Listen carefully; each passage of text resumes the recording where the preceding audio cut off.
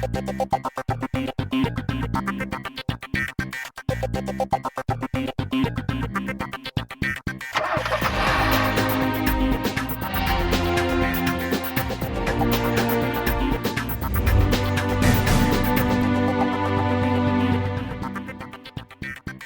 guys, welcome to CNB. I am Siddharth Vinayak Patnankar. Thank you for joining us. Now, December is usually a time of the year when the auto industry completely unwinds and almost goes into hibernation for winter. Not quite the case this time. Lots of action, lots of launches and unveils, and we're going to start off by showing you all of that. First up, it's the EV from Tata Motors everybody's waiting for. Our first look at the Nexon EV.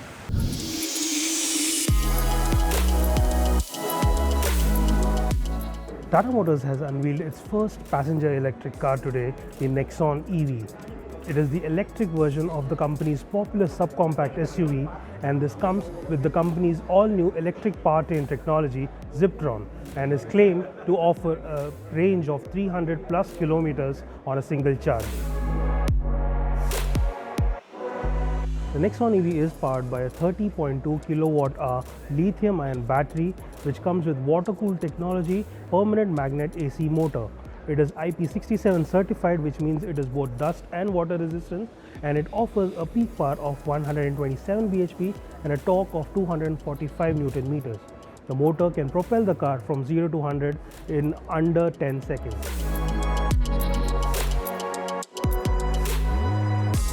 Visually, the Nexon EV comes with several cosmetic updates compared to the regular model, particularly this new face, which includes this new glossy black panel on the grille, along with sharper headlamps with projector lights and LED DRLs, and new bumper which also gets bigger plastic cladding and a new fog lamps. The car also gets bigger 16-inch alloy wheels.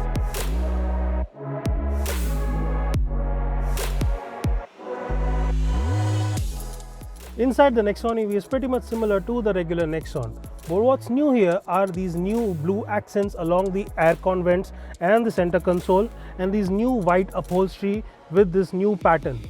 The car gets a similar 7-inch touchscreen display with Apple CarPlay and Android Auto, but you also get a new instrument cluster which gives you details regarding the battery capacity, range and other details. The top-end variant of the Nexon EV also gets this electric sunroof. The new Tata Nexon EV comes in 3 variants: XM, XZ Plus and XZ Plus Luxury, and bookings for it are open from December 20th for a token of 21,000 rupees. The new Tata Nexon EV will be priced between 15 to 17 lakh rupees and is expected to be launched in early 2020. I think this was one of the important milestones for us, and today we are very proud to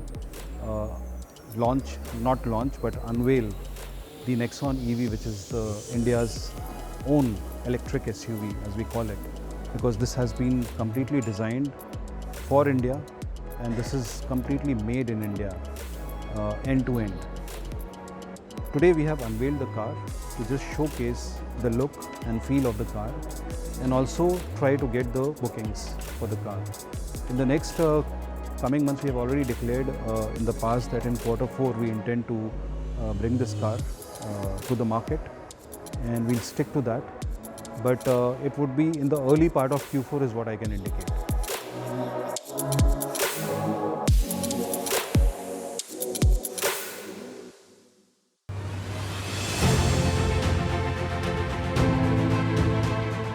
The sea and the sand provide a perfect setting and create an aura around the car we are trying to tell you all about.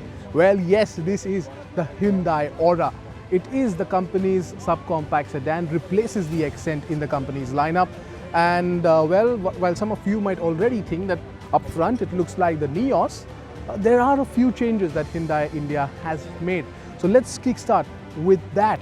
Right up front you have this nice glossy looking front grille. Then there are these swept back LED lamps that you get, headlamps of course, the projector fog lamps too on offer. Now the big change that you see here is of course the LED DRLs. Now we've seen these boomerang shaped LED DRLs even on the Nios, but here you get twin LED DRLs on the Aura, and of course that's the biggest differentiator when it comes to the Aura and the Grand i10 Neos. But let's get to the side and get to know a little more about the car. Now, of course, this is a subcompact sedan, so yes, the overall length is under 4 meters.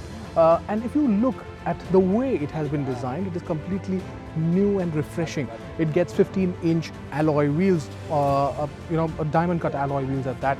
But the big difference here is the amount of muscle that you see on both the front and the rear. So a lot of lines that accumulate into making it a bit more muscular.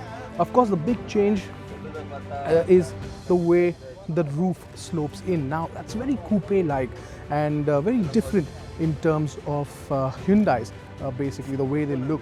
The big change then here is this completely blacked out garnish that the C-pillar gets, and adds a bit of a change in probably the design, and it looks different for sure.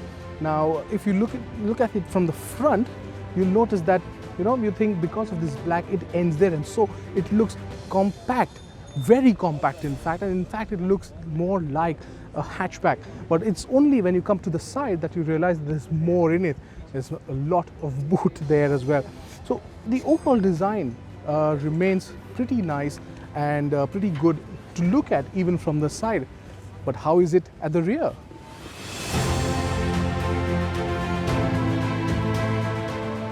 Now you might think that Hyundai is playing it safe, especially when it comes to the rear design, but it hasn't. All the new cars from Hyundai that you've seen, right from the Sonata to even the Verna that we see now, everyone will get this nice connected bit, and the Aura is the first car in India to get that. So nice C-shaped LED tail lamps and that nice chrome connection between both of them. And it adds to a bit of the design, of course, but still it's different. I mean, I'm not really sure if I like it yet, but this is the first car that gets that nice chrome connection, and of course the big Aura badge, which now we've seen in each of the company's model. Now the big difference here in terms of design is this bumper at the rear, and of course you get a lot of features too in the car. But overall it's compact. Of course it's subcompact, but it's compact and pretty good looking too. But we'll have to wait and see what it looks from the inside, because all the black taping that you see from the outside, we cannot see the interiors today, but we will get to see it very soon when it's launched in January 2020. The Aura will be available in 2 petrol and 1 diesel engine option. There's a 1.2 litre petrol making 82 brake horsepower and 114 Newton meters of torque. The 1.2 litre diesel makes 74 brake horsepower and 190 Newton meters of torque. Both the 1.2 litre petrol and diesel are mated to a 5-speed manual transmission or an AMT. The more powerful 1 litre turbo engine makes 99 brake horsepower and 172 Newton meters, but is available only with a manual transmission. Hyundai also promises a whole bunch of first and segment features, which includes wireless charging, driver rear view monitor, leather wrapped gear knob, eco coating, emergency stop signal and more, but all of which will be revealed at the launch.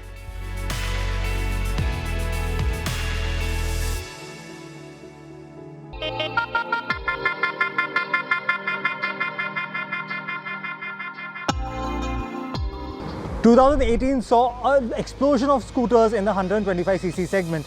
The Honda Grazia, TVS Ntorq, Suzuki Bergman Street and the Aprilia SR125. Well, there were a lot of options, but one company was missing from action, and that was Yamaha Motor India. Well, not anymore though, because Yamaha is going all out for 2020 and has 2 scooters in the 125cc segment.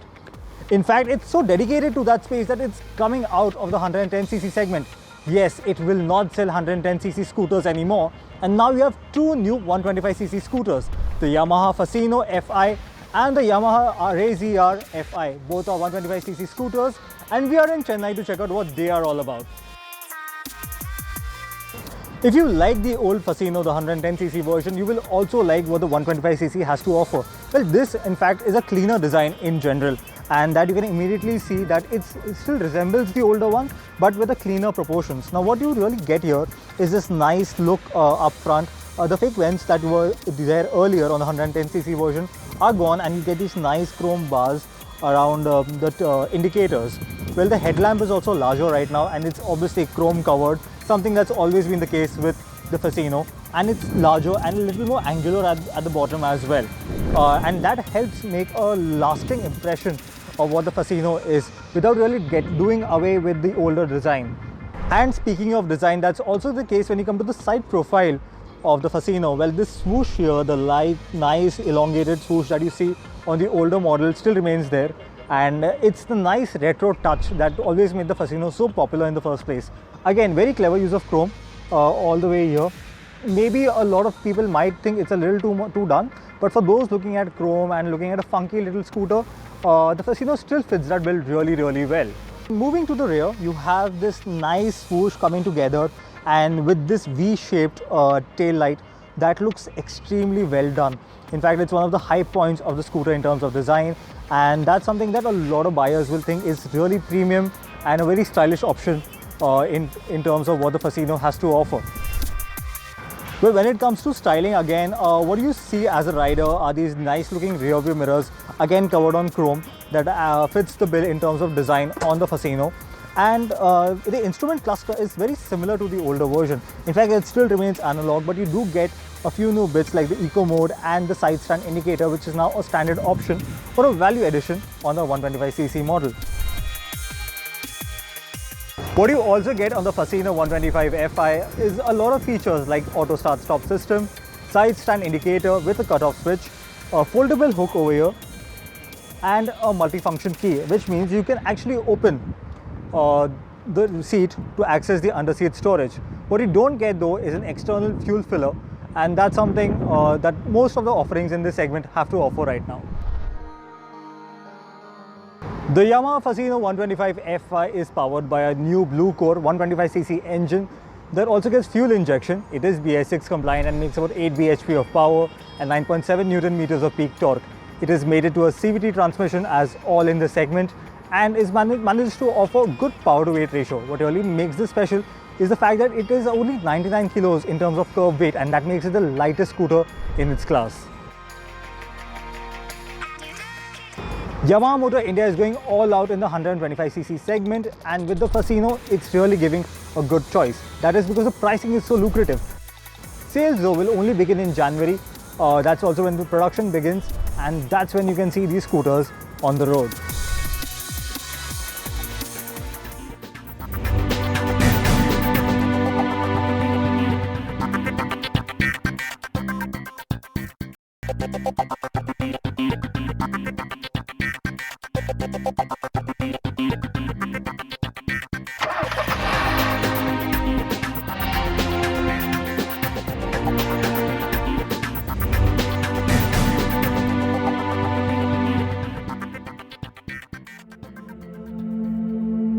The Jaguar XE was a long time coming. For years, we waited for a compact sedan from Jaguar, and then the XE finally gave us that in 2015. And true to the promise of being Jaguar, the XE gave us a dynamic, taut and very sporty sedan ready to challenge the benchmark BMW 3 Series. But while it did do that well on dynamics, its score on the luxury side of things fell short. But now with the facelift, the model year 2020 car is all set to change that. Before we get into those details, however, first the customary stuff. If it's a facelift, it's got to look kind of different, doesn't it?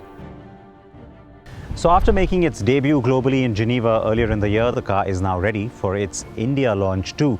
Now, as facelifts go, you do expect certain styling changes so that when you look at the car, you know that it is new and improved. And the big difference here in terms of what theme the design team was really going for, it's all about making the car look like it means business. And so the lights have gotten slimmer, and they're all LED, and that's why they've gotten slimmer, or that's how they've been allowed to. It's the same with the tail light treatment as well, and the grill's wider, the bumper feels wider too, and that exaggerated width, well, again, moving away from being a little upright to being wider, so the car looks more planted, more in keeping with its character of being a sports sedan. Yes, the look works. It also makes the car look more premium. The larger front grille and the new feel Jaguar logo also add to that perceived sense of quality. The car is well finished and well built, and now that shows through. The car with us is the R Dynamic trim, so we won't be getting that. We would have the S and SE trims on the car, so no glossy black-edged grille or R Dynamic elements, but still the cars are looking more premium for sure. Now, when the XE had first come out, nobody had a problem with how it looked. It was a pretty baby Jag. It drove phenomenally well. It was really the inside, the cabin, that was the big Achilles heel, and that's where Jaguar got a lot of stick. Lots of criticism in terms of just not looking the part of a luxury offering, and that's what it also had to be, remember. So what's been done on the inside is really what I think counts more than all the little changes that we've talked about on the outside, because it's a completely refreshed cabin. Every bit of material in here has been reworked, and that's both in terms of texture, color, trim and quality as well. And so you see that it's not as plasticky looking as it was. It looks a lot more refined, a lot more elegant, and in terms of the layout too, some of the tweaks on the dash make it look a little less heavy. You've also got a much wider touch screen over here in the middle, and the two dials and the panel for the climate control also looks kind of nice. It's updated. The rotary gear lever is gone, and so you've got, instead of that knob, now the sport shifter. You've also got a toggle switch now for the different drive modes rather than different buttons, so you don't have to take your eyes off the road. There's an improved head-up display, a little bit of a tweak on the virtual instrument cluster, and of course on the steering wheel too. So I have to say, the car looks a lot more swanky, a lot better put together, and a lot more appealing on the inside. Yes, that virtual cluster and new interface on the InControl Touch Pro system is very slick. In other markets, the car gets Touch Pro Duo, meaning the lower console is also a touchscreen like in the Velar, etc. But India ain't getting that. Still, the single screen layout is also quite nice, and it doesn't deviate from the design on the layout with two screens. The rotary dial gear shift being replaced by the sporty shifter, we get that as being more in keeping with the car's character, but we are a bit torn on this. The rotary dial rising up when you would start the car was an aha moment for many, especially buyers stepping into Jaguar for the first time. But yeah, in the JLR universe, the shifter makes more sense on a car like the XE.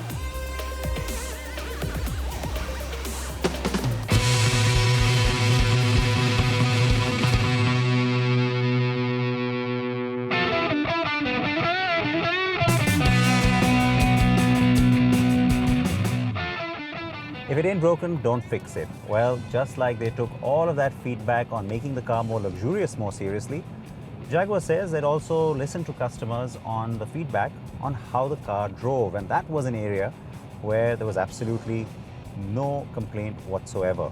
I tend to agree, because even though there are no mechanical changes and typically in updates you expect one, here I don't think one was really needed. So you've got both the petrol and the diesel continuing as is.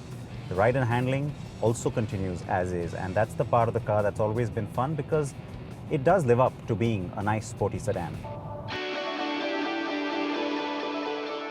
The petrol engine is fun, but much more it's the handling and road manners of the car that will impress you more. The numbers do look good, but yes, while we get the 2-litre 4-cylinder Ingenium only, other markets do get more and less powerful variants. We got to drive the more powerful 297 bhp output version of the same engine on the R Dynamic XE, and while it definitely drives better, we won't go too much into it since we won't be getting it anyway. The diesel will be the 2-litre Ingenium 2 with 178 bhp and 430 Nm of torque. Like the petrol, this too is rear-wheel drive only. Again, some markets do get an AWD option. The car is fairly well loaded in terms of driver aids and also gets torque vectoring for maximum control. It also still has the ASPC, or All Surface Progress Control cruise control, that monitors traction requirements and responds optimally. The car gets Eco, Comfort, Dynamic Rain, Ice, Snow driving modes.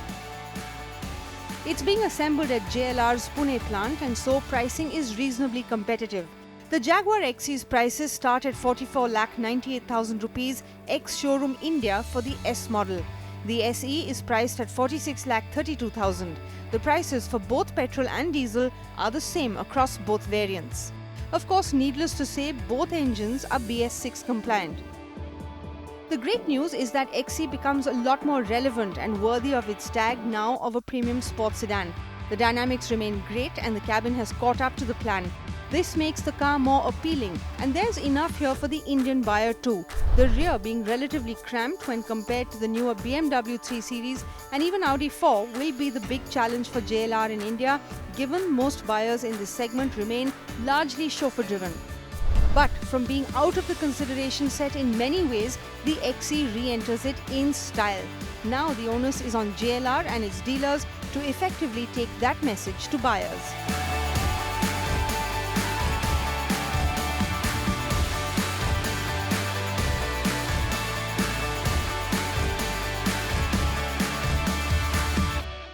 Now, in case you're wondering where I am in Dubai in the UAE, and with me is, of course, the flagship of the Q range from Audi. This is the all-new Q8. So I've teased it for you because, of course, we'll have it on the program next week.